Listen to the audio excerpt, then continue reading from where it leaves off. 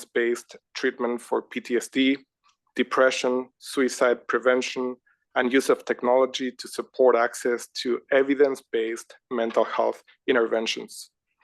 She co-leads the Department of Psychiatry and Behavioral Science Mental Health Innovation and Technology Hub.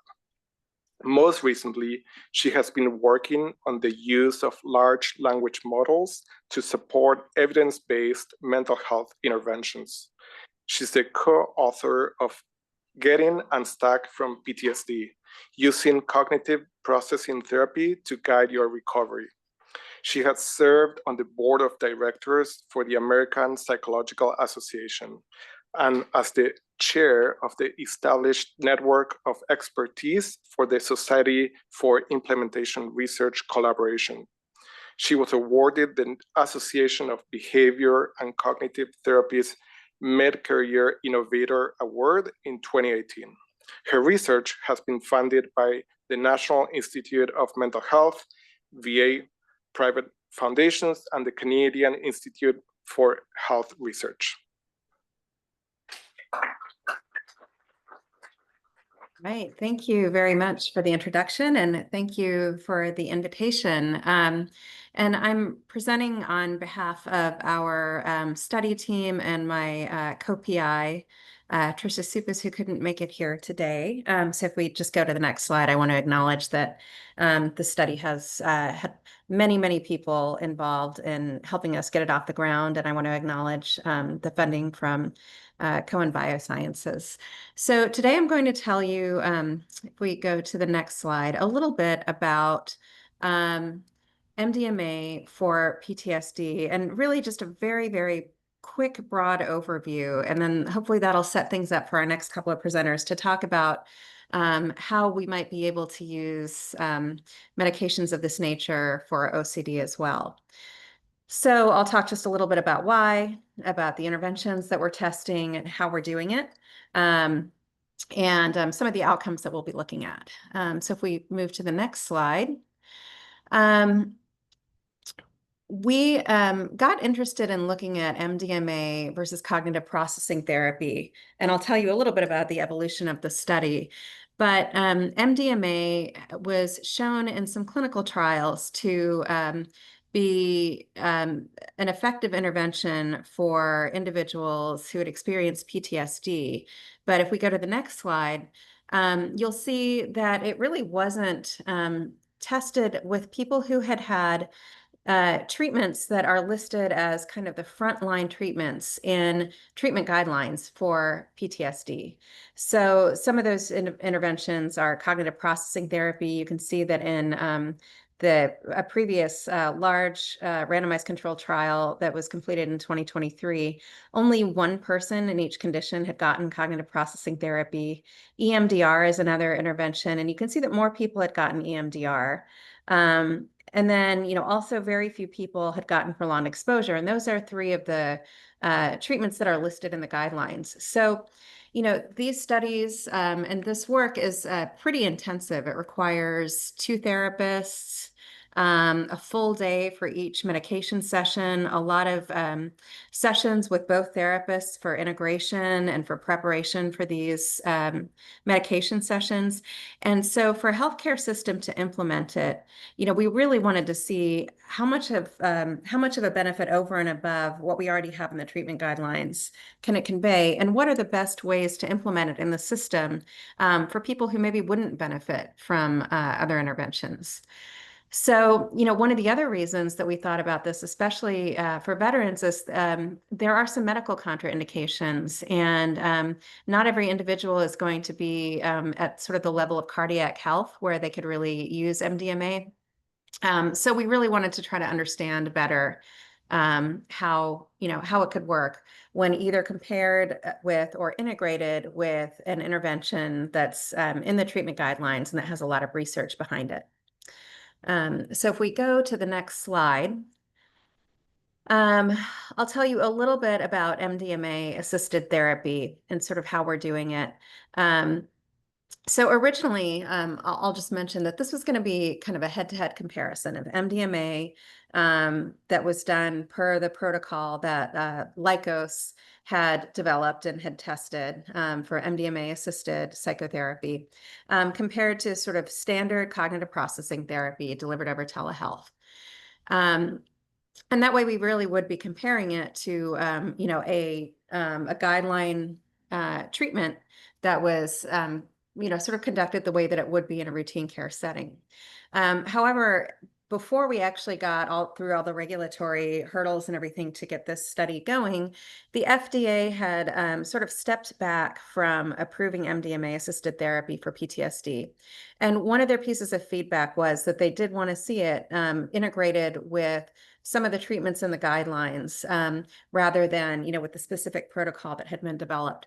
So we adjusted the protocol a little bit, and now we're comparing MDMA-assisted therapy when integrated with cognitive processing therapy, and I'll tell you a little bit about that in a moment, or to sort of cognitive processing therapy for PTSD. And then for folks who would like to receive the MDMA-assisted therapy after they get the CPT, they can cross over and do that. So on the next slide, I'll tell you a little bit more about the MDMA-assisted therapy. So this involves, typically it's 3 preparatory sessions. But as we integrate it with cognitive processing therapy, we do 3 cognitive processing therapy sessions and then 1 preparatory session. Because the goals are really to establish trust with the treatment team, provide some psychoeducation, and then explore some of the trauma-related material and some of their intentions and goals for the MDMA session. So some of this work gets kind of subsumed under the initial cognitive processing therapy that people do. We have the 1 preparatory session, and then people receive MDMA sessions about 3 weeks apart. And these are sessions where they are with 2 therapists for a full day, about 8 hours. It's non-directive, so we aren't trying to do, cognitive processing therapy during the session. We're encouraging people to sort of go inward and, sort of go where they think they need to go, and sort of let their inner wisdom sort of guide them, to approach the memories they need to approach or to explore what they need to explore. And then there is interaction with the therapist to process memories or emotions that arise. And so they're sort of moving between, going inwards and doing, some of their own emotional processing and exploration, and then interacting with the therapists. And so they get initial dose, and then they have the option of a booster of about half the initial dose over again at 1.5 hours to 2 hours in. After each MDMA session, they have 1 90-minute session, typically in the, when they were doing MDMA according to the Lykos protocol, they would do 3 sessions, 3 90-minute integration sessions, and then they would do the next MDMA session. We're doing 1 integration session the next day. And then we pick up the cognitive processing therapy again for 3 more sessions. Then we have another MDMA session. So they do get some chance to just integrate and process their experience, and then they keep moving with their therapeutic goals around trauma processing in cognitive processing therapy. So the integration sessions really focus on helping them process what happened, and realizations they had, their mindset, what they, what they realized and recognized and explored during their medication session, do some emotional processing. Again, it's non-directive. And as I mentioned, we do continued CPT between the medication sessions for the integrated version of the treatment. And then weekly, after that initial integration session, they continue with weekly CPT and, really kind of use the CPT elements, but definitely work with anything that came up in the medication sessions that might have shifted their thinking or the way they're feeling about the trauma, or, that brought up additional material to work on. So if we go to the next slide, this is what the room looks like. This is over at Stanford, where we have these sessions. So the therapist would be sitting with the individual, and they can sit up or lay down, and that's sort of where they spend part of the day. They can eat a little bit if they want to. They can, listen to music. We encourage them to put on eye shades so that they can kind of also focus inward and not get distracted by, things that are going on around them. But we try to make it a sort of a peaceful setting where they can really do some good therapeutic work. And the next slide, I'll tell you a little bit about cognitive processing therapy. If we go to the next slide, there's kind of an outline. Cognitive processing therapy was originally designed to be 12 sessions, but this is a variable length treatment. So we can go up to about 15 or 16 sessions in the CPT protocol. It's delivered via telehealth. And we also include just some introduction to CPT in general and establishment of what that's going to look like, which is pretty common in routine care. This is done with one therapist. So there's a CPT therapist who joins the medication session with an MDMA therapist. But they do the CPT kind of solo with the client, and they're 45 to 60-minute sessions. There's sort of phases of treatment. First, education, and then there's really a period of time to do emotional processing of the trauma, reduce avoidance so that they can approach and think about the memories that maybe they've been avoiding or having a difficult time with. And then really looking at how they made sense of the traumatic experience and what they are sort of the meaning they made of it for themselves and about other people. And then we look at how the trauma impacted them in different areas like safety and trust and power and control and esteem and intimacy. And then we help them plan for the future. So in the CPT alone session, I think if we go to the next slide, I lay out the design here a little bit, and we can go to the next one as well. So we do a careful baseline screening assessment. We make sure that they're sort of medically in a place where they could do the MDMA. We randomize them. So this is a pilot study. They're either getting 15, 15 will get CPT alone first, and then the other half will get the MDMA integrated with the CPT.